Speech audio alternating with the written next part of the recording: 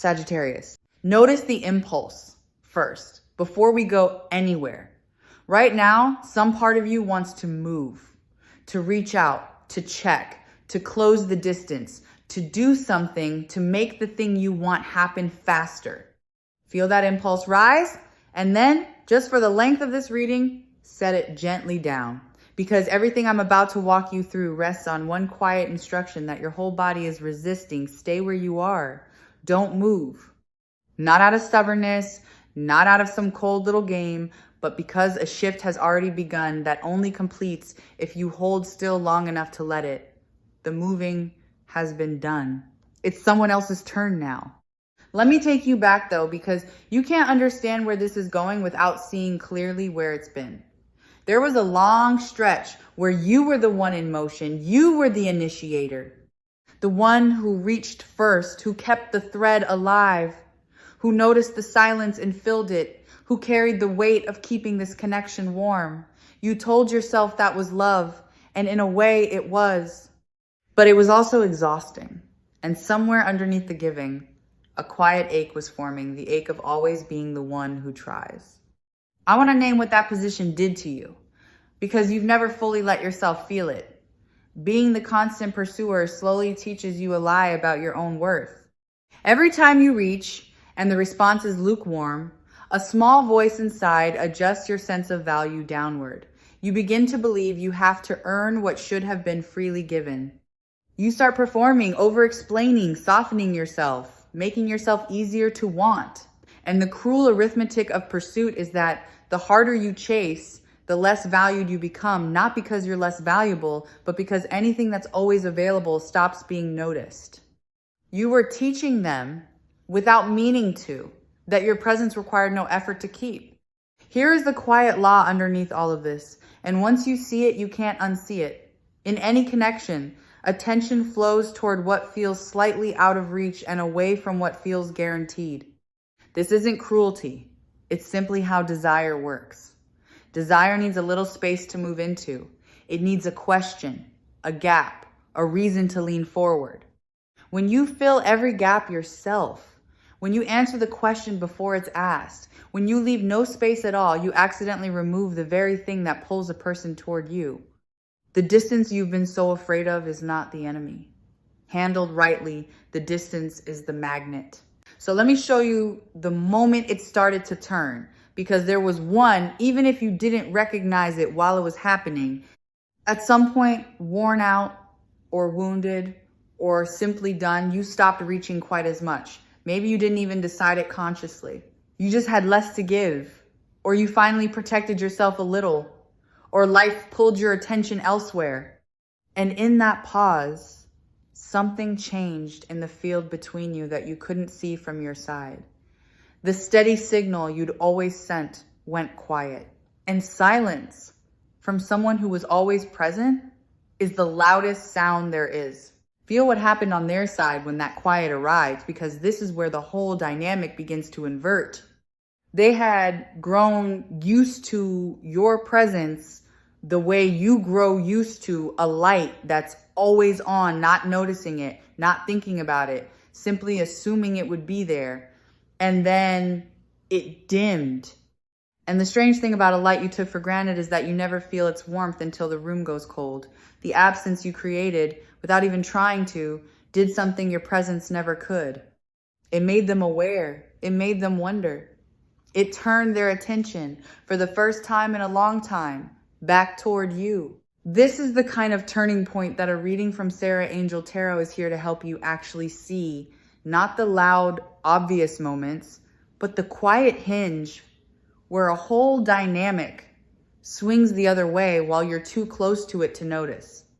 Because you've been so focused on what you might have done wrong that you've missed the thing that quietly started going right the moment you stopped overgiving. Let me explain why your stillness raised your worth. Because this isn't manipulation, and I don't want you to mistake it for a trick. Value and scarcity are woven together in the human mind in ways none of us fully control. What's abundant, we discount. What requires something of us, we prize.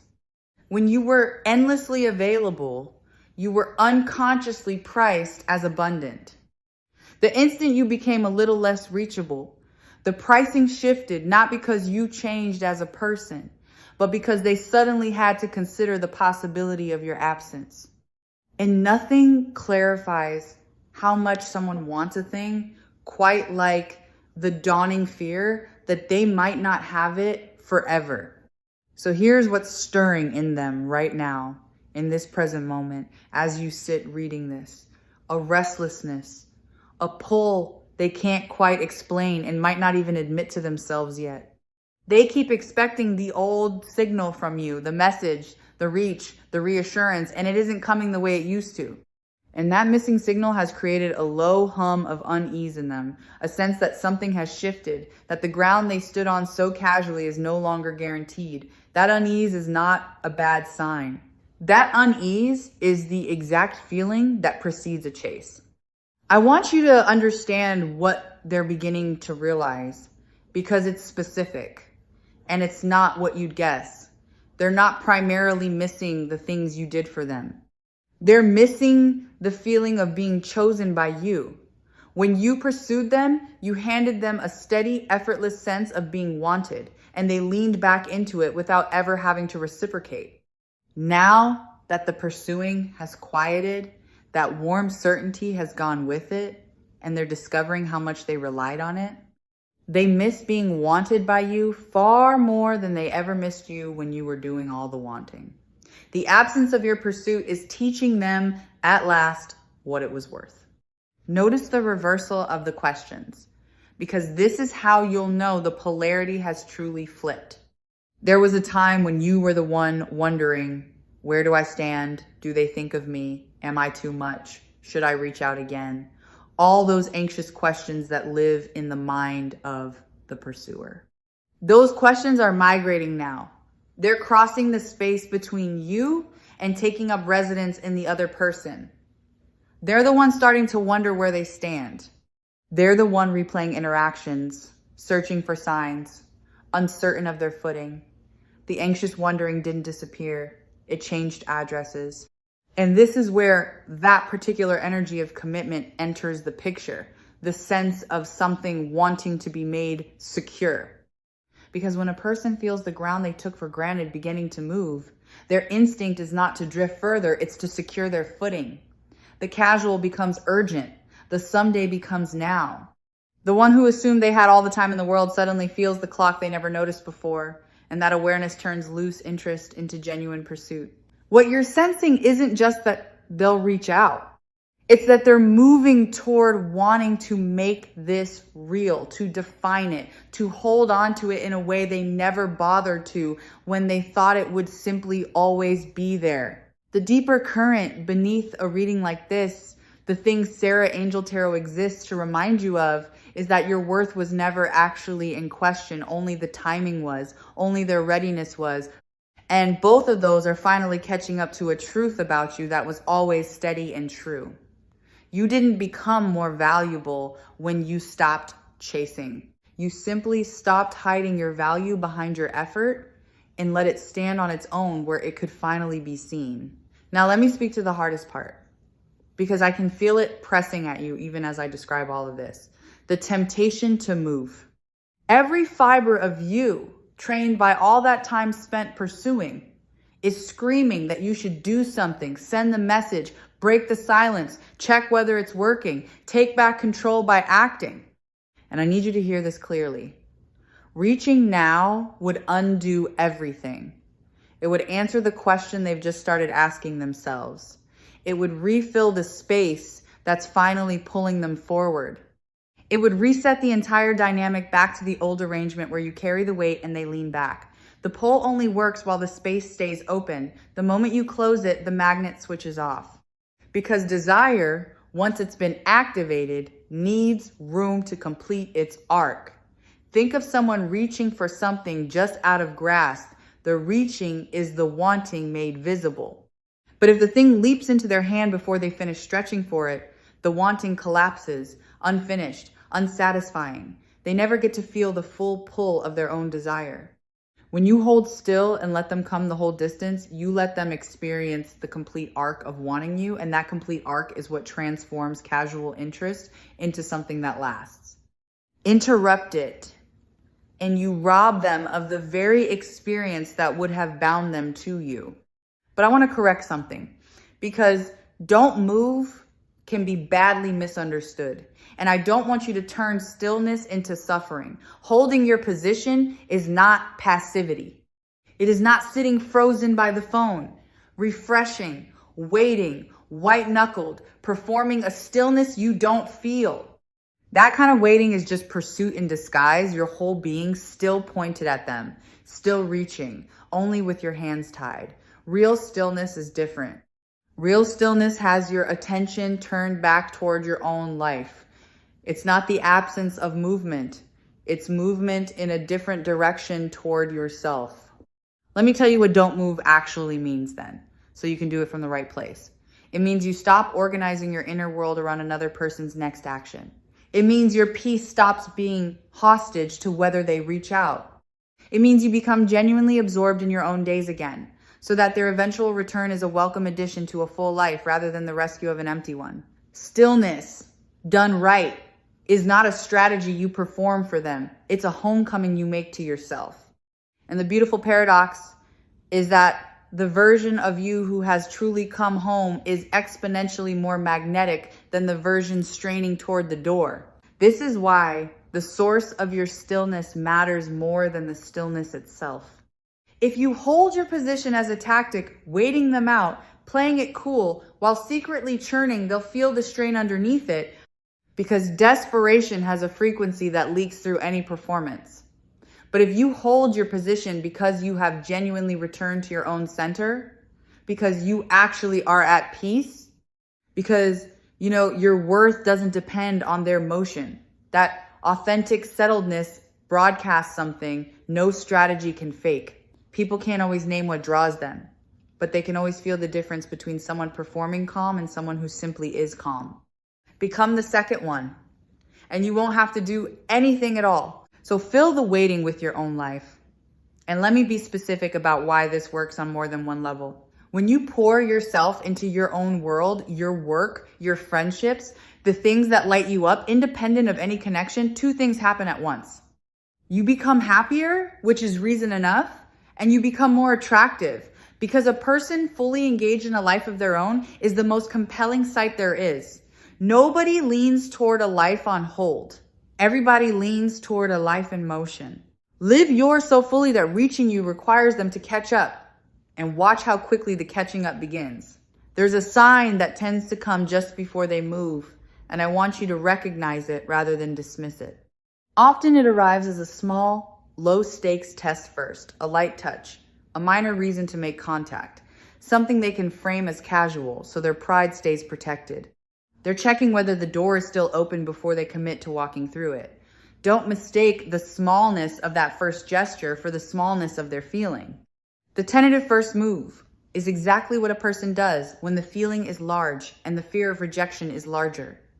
Meet it warmly, but don't fling the door wide and come rushing out. Let them keep walking towards you. Let me tell you how the chase itself tends to unfold, because you'll want to recognize it when it starts rather than second guessing it.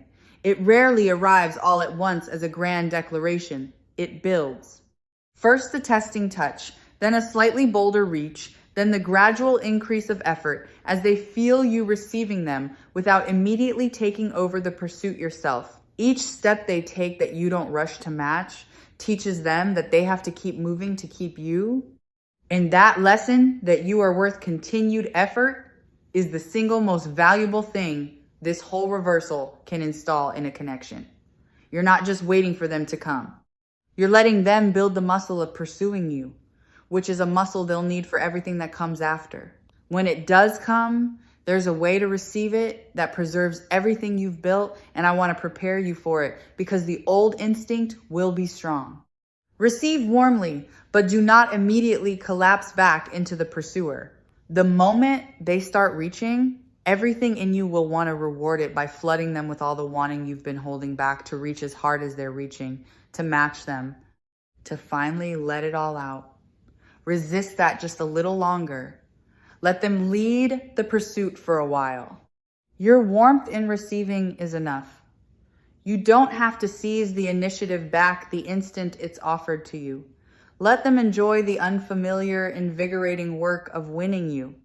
I want to say something about pacing because the timing of your responses carries more meaning than the words themselves. When you were the pursuer, you answered instantly, always, because their message was the highlight of your day and you couldn't bear to make them wait. That instant availability told the story about who was reaching for whom. Now, without playing any cold or calculated game, simply let your responses come from the natural rhythm of a full life rather than from a phone clutched in anticipation. When your reply arrives because you finished what you were doing and then turned your attention to them, rather than dropping everything the instant they appeared, it quietly communicates that you have a life. They're being welcomed into, not a vigil they finally ended. Here's what you must not do when they arrive, and it's the most tempting thing of all, so brace for it. Do not, in your relief and joy, hand back all your power in a single grateful rush. Do not apologize for the distance. Do not explain yourself, over-reassure them, or immediately return to carrying the whole connection just because they finally showed up. Their arrival is not a cue to resume your old role. It's the beginning of a new arrangement, one where effort flows in both directions. If you sprint back into being the giver the moment they appear, you'll teach them that the reach was a temporary detour and the old dynamic is available again. Hold the new shape. Let it become the normal. Because the real work isn't getting them to chase, it's maintaining the healthy polarity after they do. A connection stays alive when both people continue to reach for each other. When neither one goes fully slack in the certainty of being loved. You've just relearned your own value and your own magnetism. Don't surrender it the moment you're wanted again. Keep tending your own life. Keep your center. Keep being someone worth pursuing, and let them keep being someone who pursues. The goal was never to swap places so they become the desperate one. The goal is balance, where the wanting runs both ways, and neither of you takes the other for granted again. I want to name the healing available in all of this, because it reaches far beyond this one connection. You are learning, maybe for the first time in your life, that you are worth being pursued. So many people carry a deep, unspoken assumption that love is something they must chase, earn, and work exhaustingly to keep, that if they ever stop trying, they'd be left alone. This reversal breaks that assumption at the root. When you hold still and watch someone move towards you, you receive proof in your own experience that you don't have to chase to be loved. That your presence alone is enough to pull someone across a distance. That lesson, once learned in the body, changes every relationship you'll ever have afterward. Let me widen this out to the pattern it breaks, because I feel this has been the shape of things for you far longer than this one connection. You have so often been the one who loves more, tries harder, holds tighter the one whose effort props up the bond while the other person relaxes into being adored. And you've quietly wondered whether that's simply your fate, whether you're built to be the pursuer, whether being loved as much as you love is something that happens to other people. This is where that story ends. Not because you finally chased skillfully enough, but because you finally stopped and discovered that when you stop, the right kind of love comes toward you on its own. I need you to hear something true about your worth, because you've spent so long trying to prove it that you've forgotten it was never actually in doubt. When someone doesn't pursue you, it is almost never a verdict on your value. It's a reflection of their own readiness, their own fears, their own tendency to take for granted whatever feels secure. Your worth was constant the entire time, through all the reaching, all the lukewarm responses, all the moments you felt like too much. It didn't rise when they finally noticed. It was always there, at full strength, simply waiting for the conditions that would let it be seen. And stillness created those conditions. Stillness didn't make you valuable. It made your value visible. Consider what it is about a settled, rooted person that pulls others toward them so powerfully, because understanding it will help you stay in that place. A person anchored in themselves offers something rare, a sense of stability, of not neediness, of being complete on their own. That completeness is magnetic, precisely because it's uncommon. Most people are subtly reaching, subtly needing, subtly asking to be filled. The one who isn't, the one who seems whole and at ease and in no particular hurry, becomes the thing everyone leans toward. Your stillness is attractive, not because it withholds, but because it signals a fullness that others instinctively want to be near. Trust the timing even through the hardest stretch, because there will be a gap between now and their move, and that gap is where most people break. The waiting will test you. There will be a moment where it feels like it isn't working, where the silence stretches and the old panic rises and every instinct screams that you should just reach out and end the uncertainty. That moment is precisely the test. It's the point where holding still is hardest and matters most. Because what's happening in that silence, invisible to you, is the slow build of their wanting, and wanting needs time to ripen. If you break the silence right at the peak of their building desire, you cut the fruit before it's ripe. Hold through the hard stretch. It's the last and most important part. There's a quiet dignity in not chasing that I want you to feel and claim, because it's a strength you've been undervaluing. To want someone and not pursue them, to hold your desire with grace rather than flinging it at their feet, requires a self-respect that most people never develop. It says, I want you, and I will not abandon myself to have you. It says, my longing does not override my worth. That combination of desire and dignity is one of the most attractive things a human being can embody, and you're being asked to embody it now. Not the absence of feeling, the presence of feeling held with self-respect. That's the whole art of this. And notice what their eventual pursuit will reveal, because it will tell you something you couldn't learn any other way. When someone chases you, moves toward you, makes the effort, closes the distance of their own will, you finally get to see their genuine feeling unclouded by your own pursuit. All that time you spent reaching, you could never be sure how much they truly wanted you, because your effort filled the space where their choice would have shown itself. Now the space is open, and whatever they do with it is pure signal. Their movement toward you is the truest information you've ever received about where they actually stand. Let them show you. Then you'll know. Let me address the thing your mind does in the quiet, because it's working against you without your knowing it. In the waiting, you'll be tempted to live inside your imagination, rehearsing the reunion, scripting what they'll say, replaying old moments, running the whole reconnection in your head 100 times over.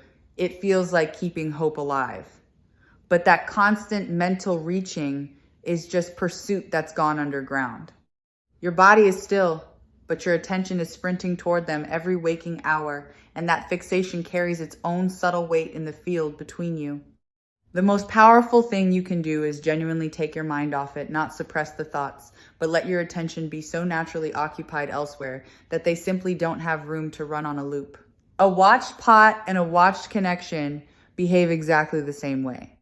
I want to separate two things that look alike but could not be more different: detachment and indifference. You are not being asked to stop caring.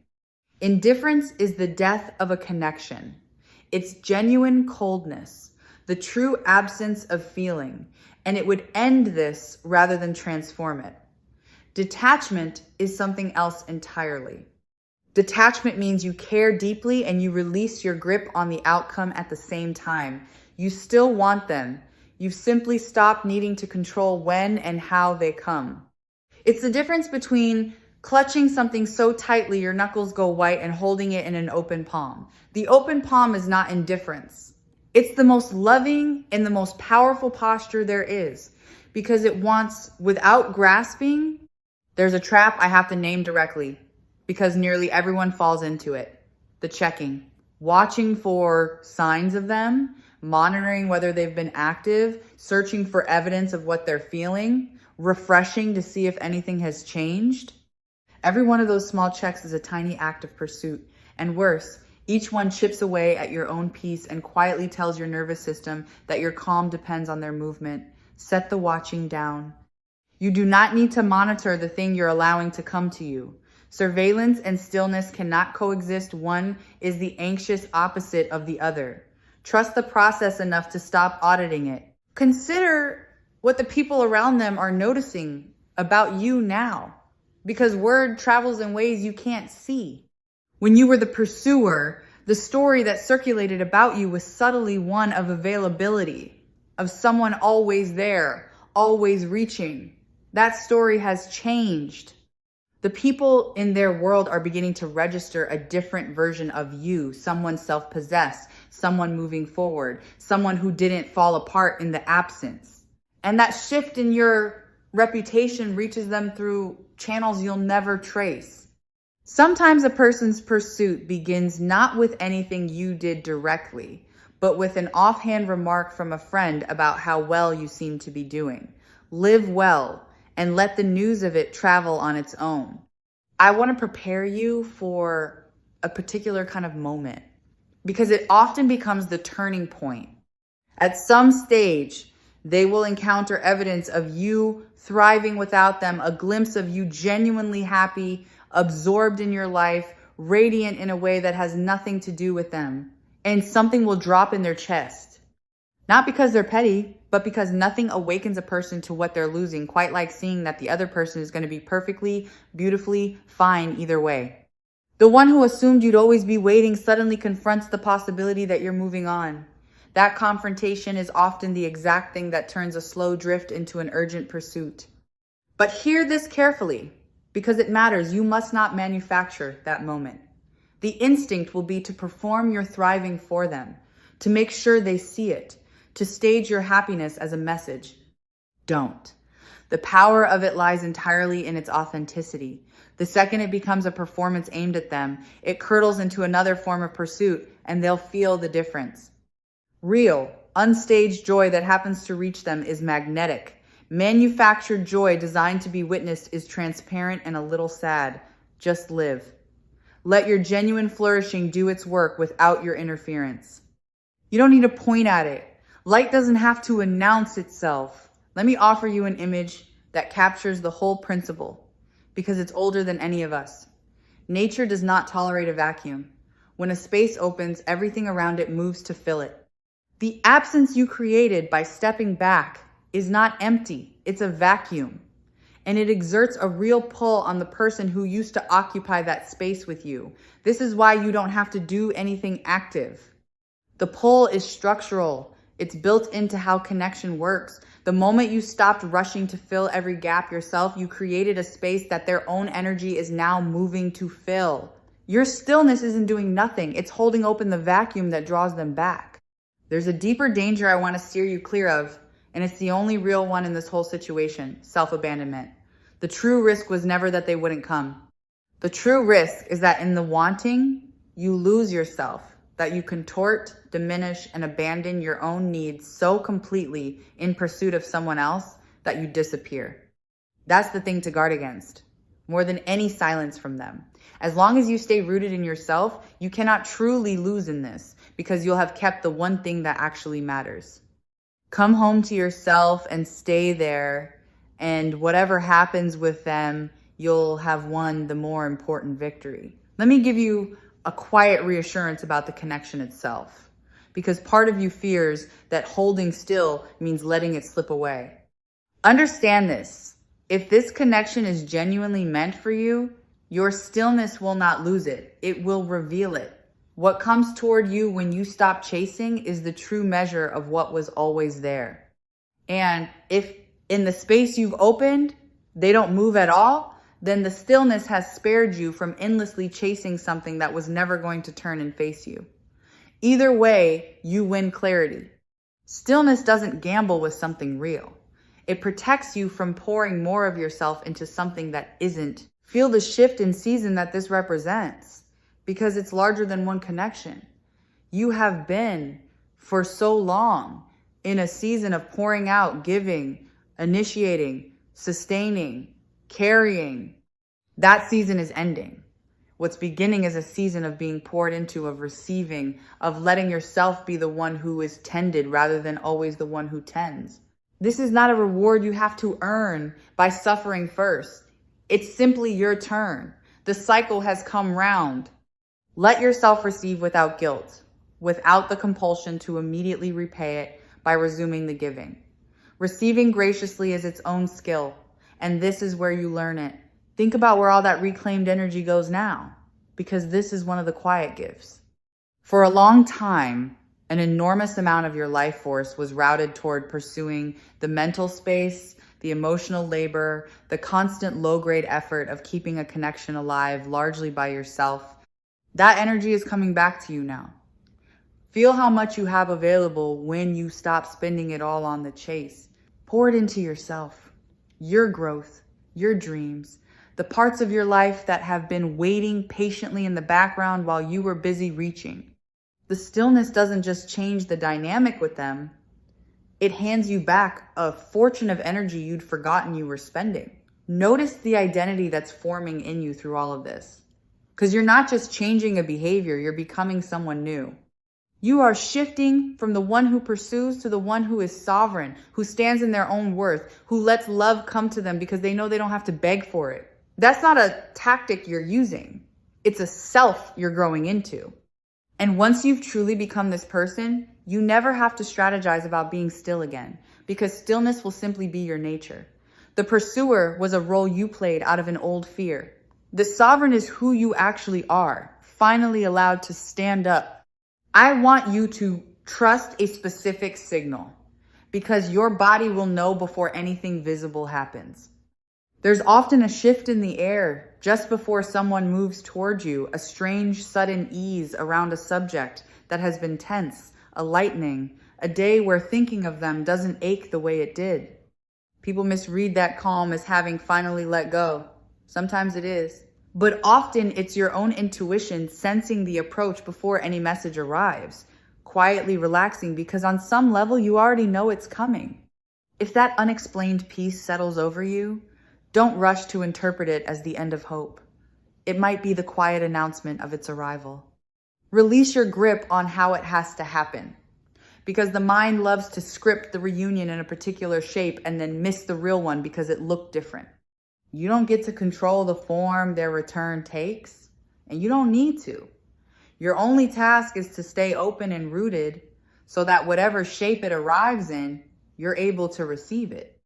The reconnection might come through an avenue you didn't expect, in a manner you didn't plan for, wearing a face you didn't anticipate.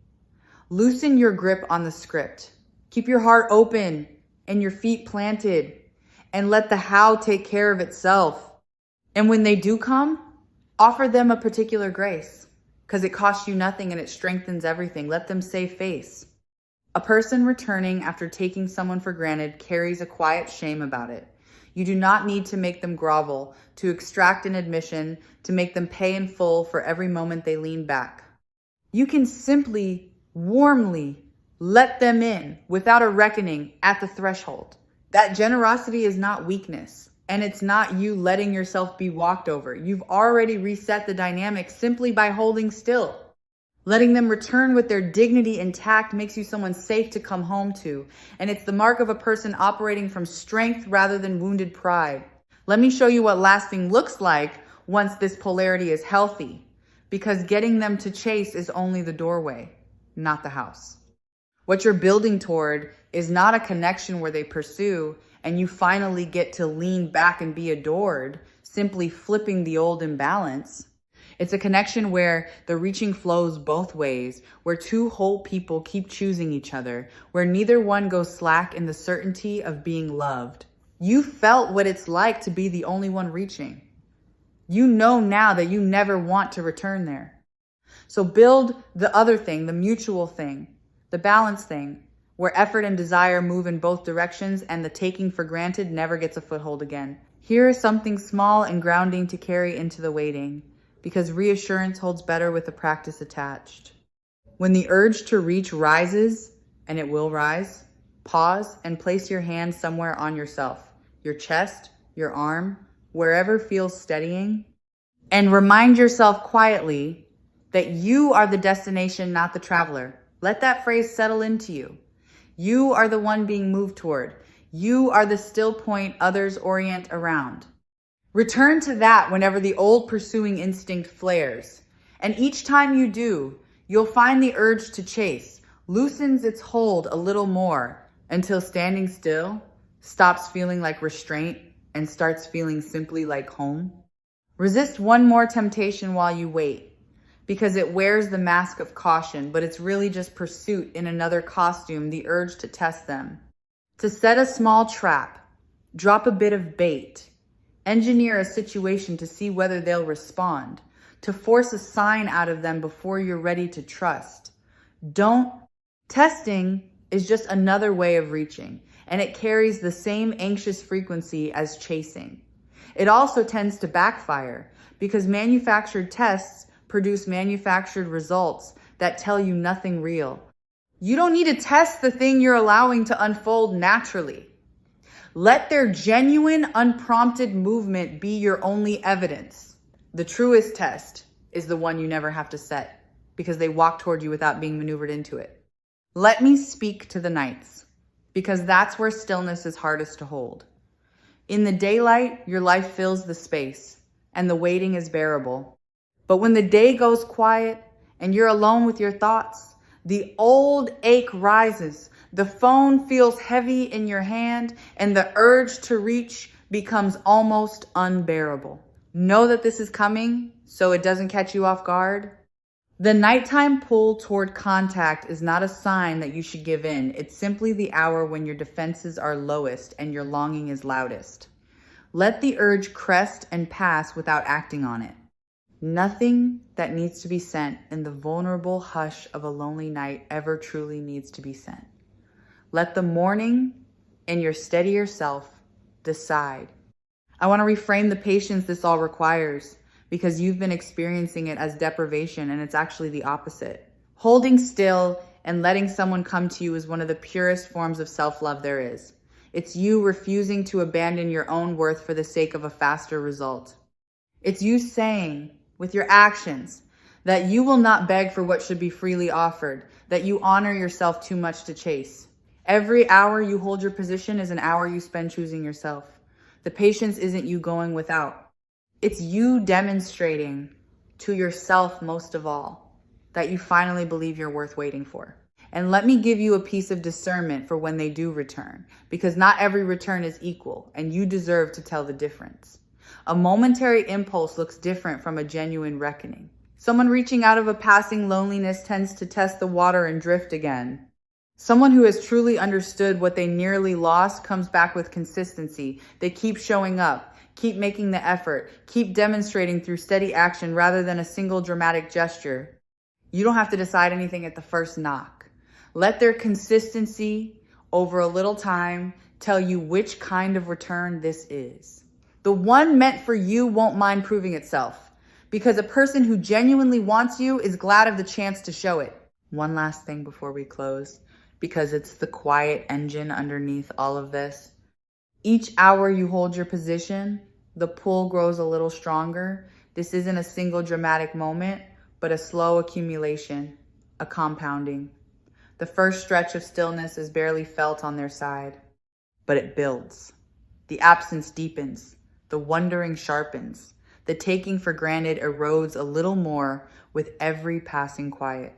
So if it feels early on like nothing is happening, understand that something is always happening. It's simply gathering below the surface, the way pressure builds long before it moves. Your only task is to not interrupt the gathering. Hold and let it accumulate into something that finally has to move. And release completely the fear that holding still means you're doing nothing. Stillness is the most active thing you've done in this connection for a long while, because it takes everything in you to override the instinct to chase. And that override is the work. Every moment you don't reach, you are actively reshaping the entire dynamic. You are teaching, through your steadiness, a new lesson about your worth. Doing nothing has never required more strength, and nothing you could actively do would accomplish half as much as this disciplined, dignified, rooted refusal to abandon your own ground. As this reading settles toward its close, I want to leave you with the heart of what I felt for you throughout our time together here on Sarah Angel Tarot. Not a promise that you'll never have to reach for anyone again, but the deep reassurance that you are always worth reaching for. And that the stillness you're being asked to hold is not emptiness, but power. The quiet, rooted power of a person who finally knows their own worth and no longer feels the need to prove it by chasing. So here's what to do with yourself between now and the moment they move. Turn back toward your own life with everything you've got. Let your days be full and good and genuinely yours. Keep the door open, but stop standing in the doorway. Stop watching the horizon for their approach and simply live so completely and so well that when they do come, and I feel that they come, they arrive to find you radiant and occupied and whole, exactly the person they should have been chasing all along. You don't have to make it happen. You only have to stop making it not happen by reaching too soon. Hold still. Let the space between you do its quiet work. Let them feel the absence of the pursuit they took for granted and discover in that absence how much they want it back. You have spent so much of your life in motion toward other people. This is the season where you get to stand still and be moved toward, to be the destination rather than the traveler, the one who is sought rather than the one who seeks. It suits you. It was always meant to be your position. Take it and don't move. They're already on their way.